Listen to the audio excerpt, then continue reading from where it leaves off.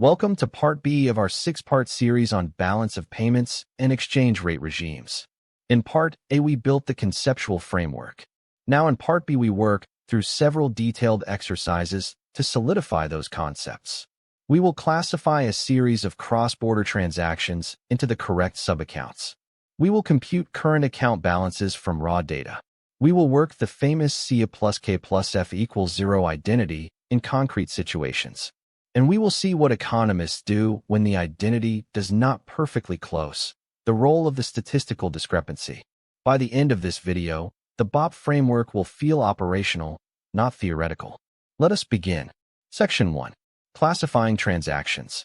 Let us take 5 transactions and assign each to its correct BoP account.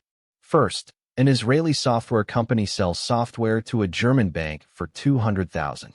This is an export of services. It goes in the current account, in the services line, with a positive sign.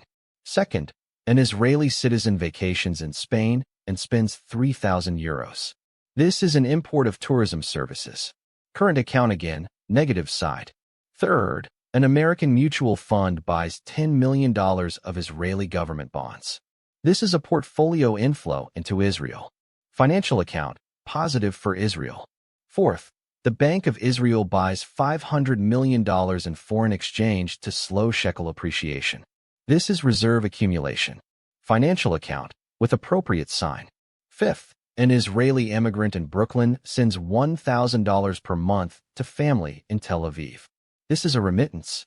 Current account, secondary income line. Section 2. Computing the current account. Suppose we have the following annual figures for a hypothetical country, all in billions. Exports of goods, 400. Imports of goods, 450. Exports of services, 80. Imports of services, 60. Primary income receipts, 20. Primary income payments, 30.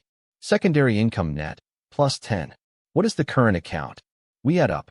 Goods balance is minus 50. Services balance is plus 20. Primary income balance is minus 10. Secondary income is plus 10.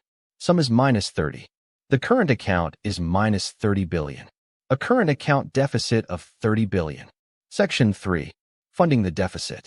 With a current account deficit of 30 billion, what must the financial account look like? By the identity, since the capital account is typically tiny, the financial account must be plus 30 billion. This means 30 billion in net financial inflows. Where can it come from? Some combination of foreign direct investment into the country, portfolio inflows, foreign loans, or central bank reserve depletion. In practice, statistical agencies decompose this number into its constituent parts. Section 4. A reserve accumulation scenario. Now suppose the country runs a current account surplus of 70 billion instead. The financial account must equal minus 70 billion. The country is net investing abroad. Some of this may be private, citizens buying foreign stocks, companies buying foreign factories. Some may be official, the central bank accumulating foreign currency reserves to prevent the home currency from appreciating. This is exactly what happened to China during its massive surpluses of the 2000s, and to Israel during its more modest surpluses of the 2010s. Reserve accumulation shows up as a negative entry in the financial account, because reserves are foreign assets and accumulating them is like investing abroad. Section 5. Statistical discrepancy. In real-world data, when you add up CA plus KA plus FA, the result is rarely exactly 0. There is a residual called errors and omissions, or statistical discrepancy. This catches measurement errors, timing issues, unreported transactions, and other data gaps. For most developed economies, the discrepancy is small, under 1% of GDP. For some emerging markets, it can be larger. The discrepancy reminds us that the BoP identity must hold in theory, but in practice, data quality varies. The official BoP tables always list errors and omissions explicitly, so analysts know what part of the picture is uncertain. Section 6. A common student trap. One of the most common mistakes is confusing the sign convention. Let me clarify.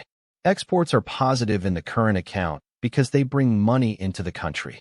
Imports are negative because they take money out. Foreign investment into the home country is positive in the financial account. Money is coming in. Domestic residents investing abroad is negative. Money is going out. Central bank purchasing foreign reserves is negative. It is investing abroad. Central bank selling foreign reserves is positive. It is bringing money back. These signs may seem complicated, but they all follow the same intuition. Positive means money flowing in. Negative means money flowing out. Apply this consistently, and you will never make a sign error. Section 7. The trade balance versus current account confusion. People often confuse the trade balance with the current account. The trade balance is just goods. The trade and services balance plus the trade balance gives us total trade. Adding primary and secondary income gives the full current account. So the current account is always broader than the trade balance. Headlines often quote just the trade balance because it is faster to compute. But for serious analysis, the current account is the right number. It captures everything that is happening between the country and the rest of the world in terms of income flows. Section 8. Connection to the macroeconomy. Why does any of this matter for macro? Because the current account directly tells us about national saving and investment.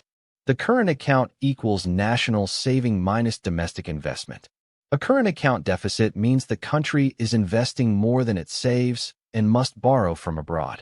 A current account surplus means it is saving more than it invests and lending the difference abroad. This connection is one of the most powerful in macroeconomics. It links open economy analysis directly to fiscal policy, monetary policy, and household decisions.